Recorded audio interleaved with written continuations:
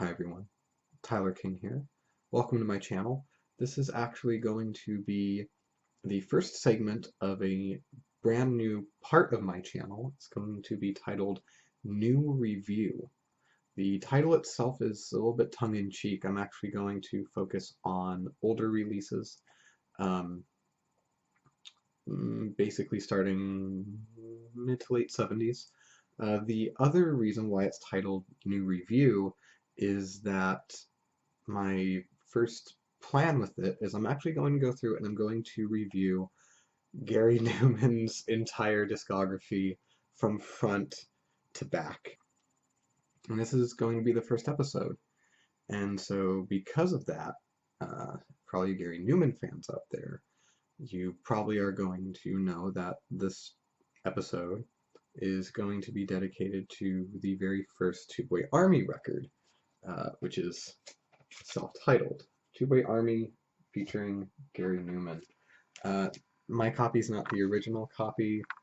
The original had it was this blue kind of neon looking sign for a cover. So for a lot of you who are Gary Numan fans, you're already going to be aware of what led up to this album, which was that Gary Numan,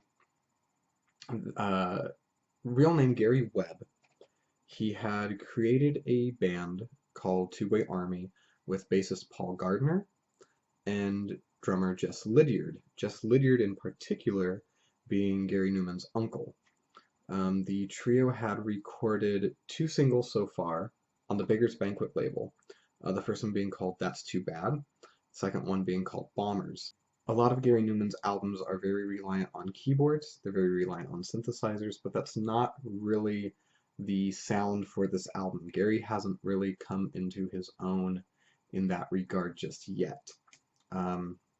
It's during the making of this album in particular that he finds an abandoned Moog lying in the corner of the recording studio. Very well documented. He hits a key on it, and the setting that had been left on was this incredibly powerful sound, and he said it just completely blew him away. That being said, though, the songs on this album are in a much more punk vein. Tubeway Army themselves, up to this point, had really just played bar gigs. They very much came out of the punk and post-punk scene that was going on in England at the time. And because of that, a lot of songs on the album, especially a lot of songs towards the second half of the album, are much more punk, guitar, really fast-sounding songs than there would be even on the next album, Replicas.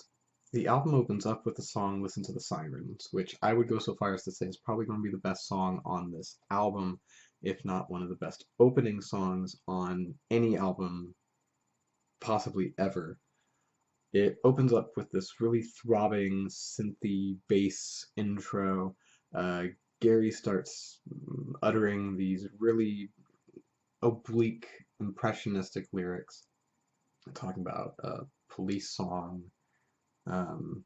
The slogan of peace is "You must live," and even from the first verse of the album, you can kind of tell what the lyrics on this album, at least in terms of their form, are going to sound like, which is that they're very open-ended.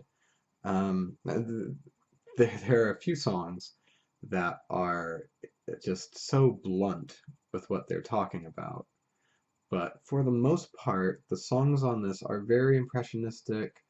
The lyrics are not the most transparent. Listen to the Sirens is going to be probably one of the best case in points for this album.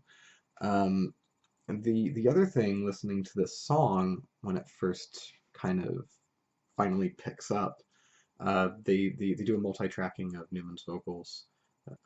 One of the other things that the song introduces is going to be Gary Numan's very distinct, noticeable vocals. He's even said that it's something that, for lack of a better term, is kind of his trademark. which isn't necessarily a bad thing. I know that his voice isn't for everyone, but for his music, it really works. We even get a hint towards the end of the song about the band name itself with the line, Tubeway days now seem quite unreal. No idea what it means, uh, but great song. The next song, My Shadow in Vain, opens up again with a bass intro. This time it's actually Paul Gardner on bass. Now, Paul Gardner is Gary Numan's bassist pretty much up through the Telecon album, which would come out in 1980.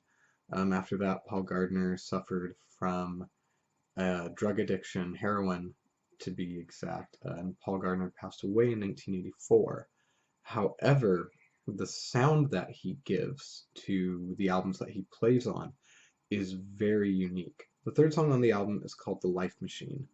In case you can't tell from the title, it's really about this person who's being kept alive by a machine.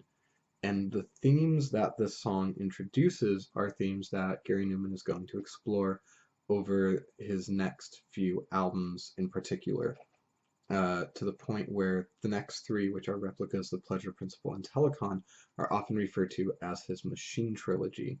There's this really cool outro, there's this kind of muted, like, kind of thing going on that I think is pretty cool. The fourth song is called Friends, and Friends is really the first song on the album that you could kind of tell might have existed back before Gary found the synthesizer.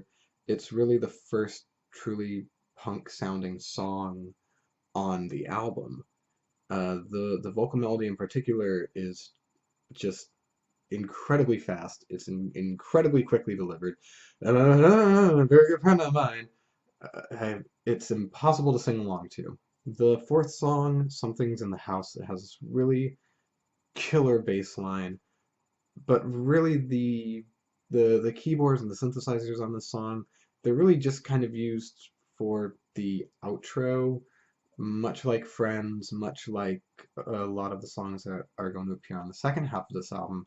They're not really as prevalent as what's going to come after, especially if you look at a song like the title track of the next album, Replicas, which is almost entirely built upon this really ominous synth and keyboard build-up. You don't really get anything like that really anywhere on this album. The instrumentation on this album is very much just guitar, bass, drums, with a little bit of keyboards here and there. You can tell that Gary and company haven't really been able to translate the songs that they had already written to be based around keyboard and synth lines, which is fine because the instrumentation on this album is still really, really good, but it gives it this really kind of bare, sparse feeling that you're not going to get even 2, 3, 4, 5 albums down the road. And then there's the sixth song, Every Day I Die. When I had mentioned that there are some songs on this album where the lyrics are incredibly blunt, incredibly upfront, and there's no way that you can't not know what they're about, this is the song that I'm talking about. The song instrumentally has this kind of bouncy, fun, acoustic feel to it, but the lyrics themselves, I unsick pages and read, I look at pictures of you, I smell the lust in my hand, her favorite trick was to suck me inside, I pull on me, I need to. These are not the cleverest lines Gary Numan has ever written. That being said, though, this is one of the most popular songs from the album, to the point where Gary Numan would actually re-record a version of it about 20 years down the road and kind of give it new life.